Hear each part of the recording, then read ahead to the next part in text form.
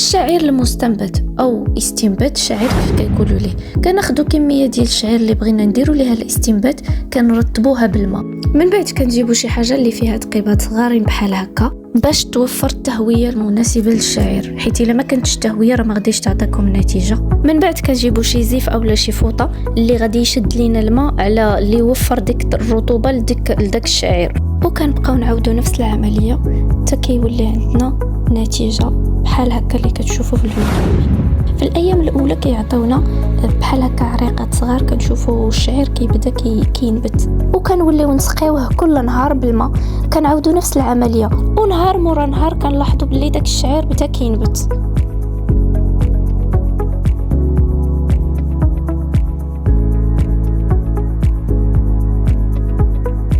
وفاش كيوصل لهذا الحجم هذا، في هذه المرحله هذه ممكن نعطيوه للدجاج.